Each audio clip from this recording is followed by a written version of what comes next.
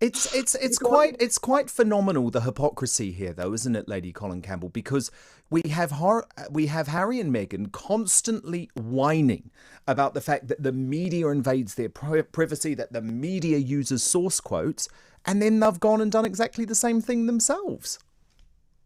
Well, Harry and Meghan are the sort of people who have one rule for themselves and another rule for everybody else. They are great practitioners of double standards. I think, to actually shift it very slightly, in my book, I go into the fact that Harry has really rather serious mental issues, and Meghan has serious personality problems. And I think the conjunction of those two things accounts for an awful lot of what is happening. So should we feel sympathy for them then, if that is the case? Well, I think you need to be very careful. You can feel sympathy for people who are dangerous and damaging and destructive, while at the same time protecting yourself against the worst effects of their misconduct. And I think we should sympathize up to a degree, but we shouldn't be letting them off the hook. They are batting 40. They're not children. They're not young. They have entered early middle age. They are supposed to be mature. They are overprivileged brats who are begging and pleading for sympathy, as if they are disadvantaged. I mean, they're not disadvantaged, and they have kicked sand in everybody's face. I have to tell you, one of the things that has really upset me about the Meghan and Harry story is also how we, the British people, embraced them. I mean, 2 years ago, we were the most popular couple in the country. Everybody was so enthusiastic about it all. They have kicked sand in everybody's face. They have their American PR people briefing against the British people. They do, saying that we are racist. And I know, and it's a totally outrageous claim, Lady Colin Campbell, because I remember back to that wedding day, and it was one of the happiest days that we have had in this country collectively for many, many years. The entire nation stopped. We hosted street parties. How on earth can you say the British public was racist towards Meghan when we celebrated her wedding like no royal wedding since Charles and Diana? And embraced her. I mean, she was given so many privileges. No other royal bride was ever asked to Sandringham before Christmas. She was asked. No other royal bride was ever put on the balcony beside the Queen for the first performance. No other bride was ever taken on an away day trip with the Queen. And she has systematically kicked sand in everybody's face. I think it's very sad, because I'm very mindful, being Jamaican, of the tremendous opportunity she was given, and how to people of colour all over the world. I mean, you speak about hundreds of millions, if not billions of people, whose hopes were invested in her being a great success. And look at what she's done with it. She's just thrown it away.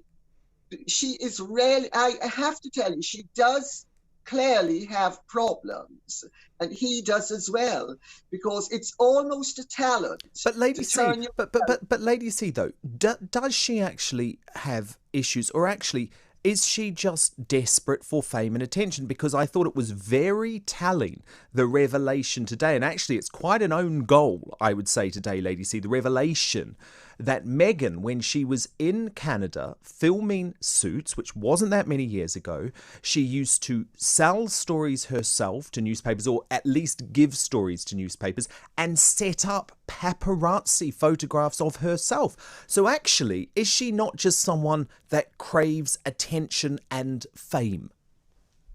Absolutely. But this is all a part of her deeply flawed personality, because she does have a personality, if not disorder, it's a malfunctioning personality. She is greedy for attention. She is always victimized, no matter how much you give her. I quote someone in the book saying, if You gave Meghan California, she'd want Arizona as well. I mean, she is greedy, she is needy, she is demanding, and she is ungrateful. Or is she just ambitious? Is she just very, very highly ambitious? And actually, some people would say, what's wrong with that? Well, ambition up to a point is a desirable thing.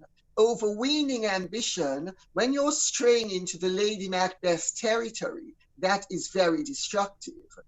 And I think also that a part of it is that a lot of, being royal has gone to Meghan's head in a big way. And she has misread the situation, and she's misread the power that she feels she was going to acquire as a royal. Royals do not acquire power. They acquire influence while doing public service. But I think Meghan definitely, I've spoken to psychologists about Meghan. It's all in my book, by the way. I examine them both very carefully as characters, personalities, how their upbringing impacted upon them. Both Meghan and Harry were spoilt. He by his mother, she by her father. And Meghan definitely displays a lot of characteristics of somebody who is on the narcissistic cusp. So she could be a narcissist. And obviously, I mean, we should obviously stress that, of course, this is analysis by Lady Colin Campbell in her book. We obviously can't say that they are suffering from any condition of any form. But I would just ask Lady C as well, is the timing of this book not particularly inappropriate, given that the world is in the midst of an unprecedented pandemic? Oh, of course. I mean, the whole thing is wildly inappropriate. But then, savaging a nation that treated you well, savaging a family that treated you well, it's all wildly inappropriate. But it also serves their purposes. Their need for attention. And also, you see, Meghan thought she had it all figured out very cleverly. She would spend half the year here, half the year in America. She'd milk the commercial and Hollywood, and she'd play political parts, etc., all of which is forbidden for royalty. And she thought she'd be able to get away with it. And you believe she has political ambitions? Well, that's what she's told people. She has told people. I have no beliefs. I only go off what I've been told. Well, I have to say, Lady C, I know you've got a lot of criticism for that, but let me tell you something that I've never said before. I knew someone very, very close to Meghan who told me specifically that she had ambitions to run for office in the US. Well, she's told other people as well. So, thank you for backing me up on that.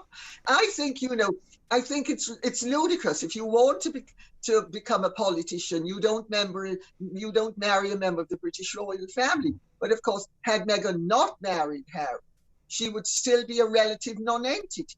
She was a D-list ensemble player in a cable television show that never even made it to the networks. Yeah, I mean, don't get me wrong, though. She was a success. She just wasn't an A-list success, was she? That's right. I'm not denigrating her accomplishments. I'm simply trying to place them in their proper context. No, she was not Angelina Jolie, is what you're saying. No, and she's never starred in anything in her life except as a royal. And she's quite determined to become a huge star.